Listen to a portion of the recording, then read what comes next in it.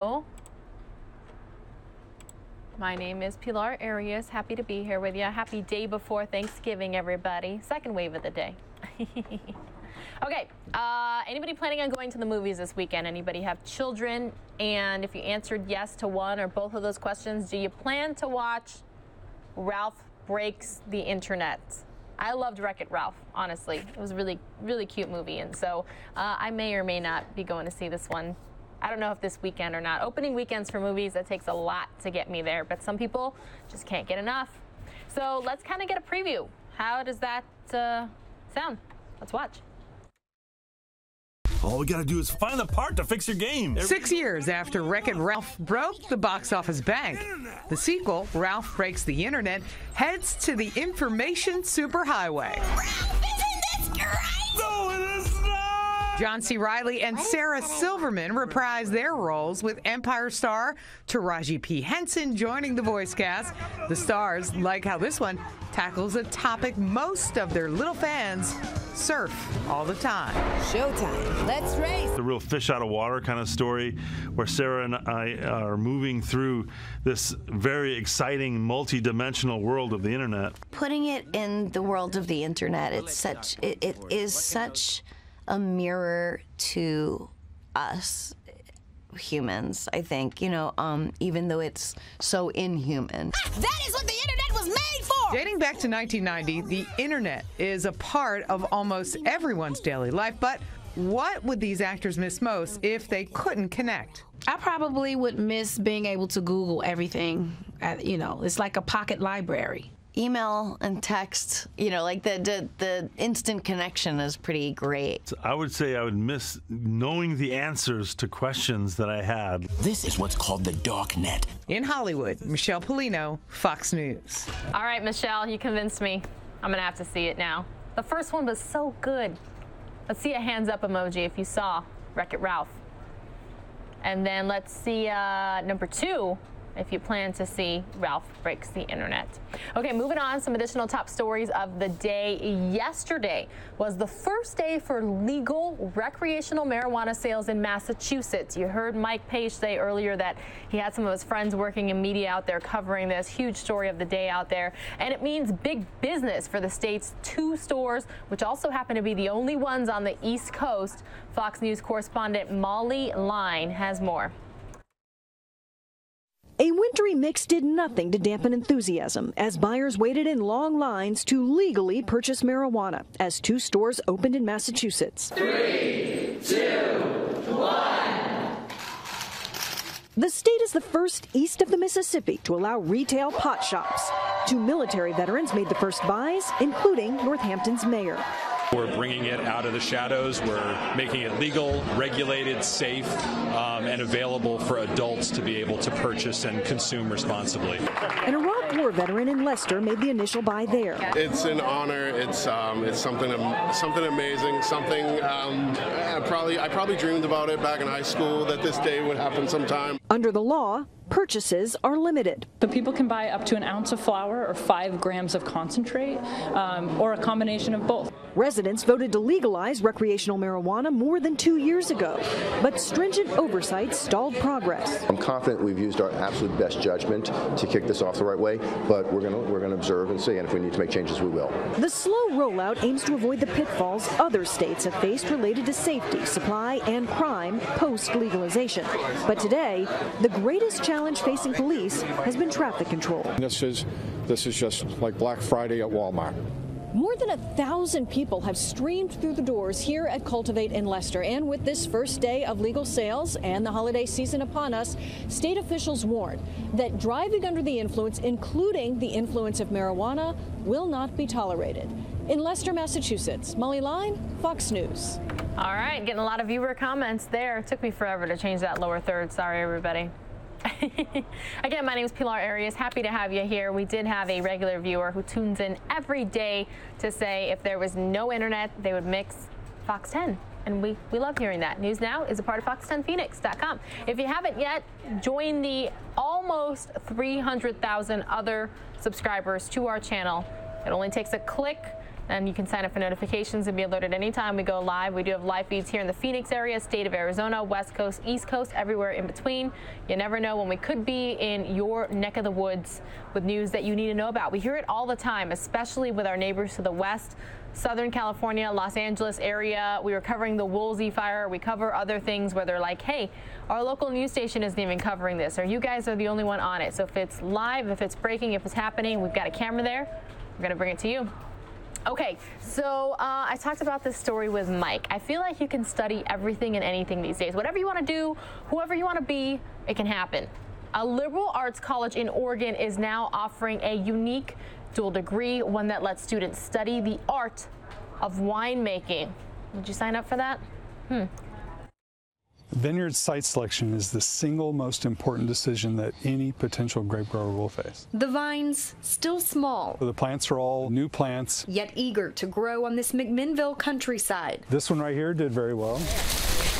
Just like this group here today. For a site this big, you'd likely do multiple different soil samples. Outside learning, not just because of a mutual love for wine. This also shows one of the challenges with developing a vineyard. But also because it counts towards class credit at Linfield College. So we're trying to provide an area of study that really reaches out across multiple areas. Before this year, students at Linfield could only minor in wine. But with the help of Greg Jones, director of wine education at the college, they can now get their bachelor's degree in it. There we go. Or even grab their master's too, in what's called a 5-year dual degree program. The first of its kind in the U.S., according to Jones. How that works is a student would study here for 3 years, and then they would do a 1-year study abroad in Europe at a program there that we are partnering with. And that 1-year study abroad that we accept is their first year of the master's program in Europe. After that, they'll have 1 more year of studies overseas before coming home with a combined undergraduate and graduate degree. It provides a pathway to accelerate by at least 1 year, but also it gives the students the opportunity to study in at least 3 countries along with their experience here in Oregon. Emma Anderson caught the wine bug early as a high schooler. I have family friends in the industry who started their own vineyard, and they asked for me to help with their first harvest, so their first vintage, and I was like, yeah, I can help. And I just fell in love with it. Now a junior at Linfield. Do you know what it is? And likely the first to travel abroad next year for the dual degree program. That smells rotten. Anderson says it's an opportunity her high school self could only ever dream of. Getting to learn about the wine and the culture and the history of the wine in those countries and learning it hands-on is definitely a plus. Anderson, who hopes to own a vineyard one day, says the Linfield program is special because it's well-rounded, offering teaching in everything from marketing, accounting, and even social media for wineries. This honestly was like planets kind of aligning for me, because most schools just offer, you know, a viticulture route or enology route. Because I didn't have a wine background, I really wanted to learn all of it together. The vine's actually in pretty good shape. And just like these new vines in the heart of Oregon wine country, Anderson and her classmates will continue to take steps towards their future. This kind of thing happens almost at every site you'll see. Growing and finally flourishing. In McMinnville, Haley Rush, Fox 12 Oregon. What I wouldn't give to be back in my college days, everybody, and in Oregon. Matter of fact, I think I would sign up for that program if it were an option. Just saying. Just saying. Mike is allergic to wine, he said, so couldn't do any of the tasting. But studying it might be good to figure out if there's, you know, one little ingredient that sparks the allergic reaction. I think he does know what that is, though. All right, 2 more top stories for you, and then I have 3, count them, 3 different airports across the U.S. that I can show you live. That's the whole reason I asked on the YouTube chat if you are at an airport or going to an airport, if you've already picked up somebody from the airport, if you have to take them back to the airport. By the way, when does Thanksgiving weekend end for you guys? Is it Sunday? Is it that final rush before everybody's got to go back to work on Monday? Again, you're watching News Now, which is part of Fox10Phoenix.com. This next top story, rapper K-Camp, never heard of him or her, and his, well, just learned that, family hosted their 5th annual Campsgiving event. Campsgiving, I like the sound of that, at the Atlanta Metropolitan State College. They tell Fox's Marissa Mitchell they want to inspire and bring cheer to the community. You see all these little babies and those faces, it's priceless. A night of holiday laughter and fun at a time many people need comfort the most. Not everybody has a family, so it can help different people come here. Rapper K Camp and his family hosted their 5th annual Campsgiving event at the Atlanta Metropolitan State College. They tell Fox 5 they want to inspire and bring cheer to the community. There's so many positive things going on, and it's overshadowed by all the negative. Reality TV star Johnny Blaze sang the national anthem.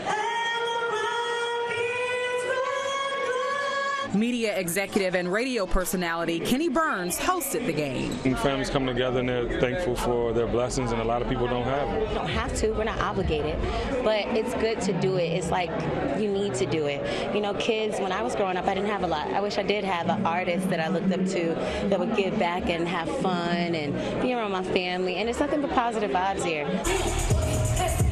And Campsgiving goes beyond Thanksgiving. Organizers plan to give the donated coats and clothing to the homeless for Christmas. Teaching the children to not just want to receive, but to give back and to give to others. And that's how I started my children out at the ages of 14. Like, we're not doing Christmas any longer. We're going to give back to the community.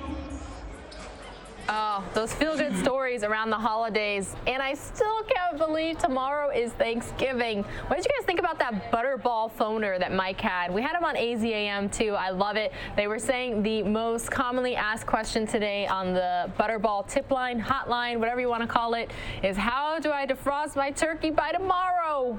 And a little bit different than how we used to do it in my family, at least growing up. I feel like we did so many things wrong. They said to put it breast down in the sink in some cold water, and then to change out the water, I think every few hours, if I remember correctly.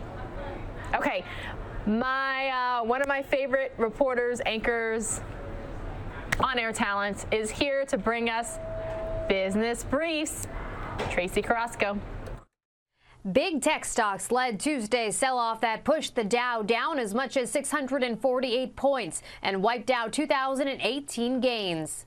Facebook CEO Mark Zuckerberg speaking out following the data and privacy scandals that dogged his company. Zuckerberg, in an interview on CNN, defended Facebook as his company tries to move past Russia's meddling in the 2016 presidential election, his future with Facebook, and his relationship with Chief Operating Officer Sheryl Sandberg. Zuckerberg's comments coming after an investigation by the New York Times last week found that Facebook failed to take quick steps to address Russia's election meddling.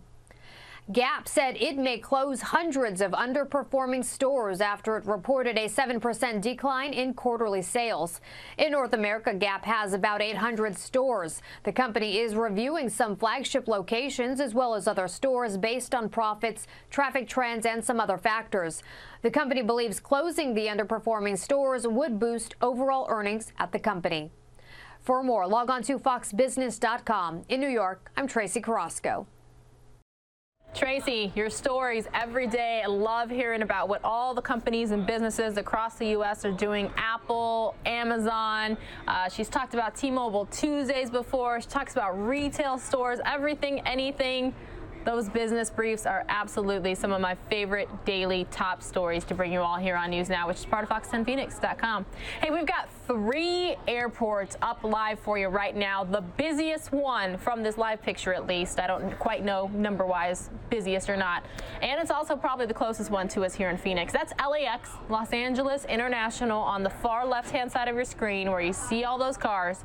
On the top right, I got to make sure I get this right, everybody. Top right, that is Denver Airport.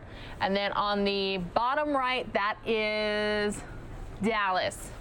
So we've got LA, Denver, and Dallas, all streaming live here on News Now, which is part of fox10phoenix.com. If anything breaks, I'll have you covered. Hope you're having a great pre-Thanksgiving, day before Thanksgiving. Some people may already be in the kitchen preparing some sides for tomorrow. We're happy you're here, though.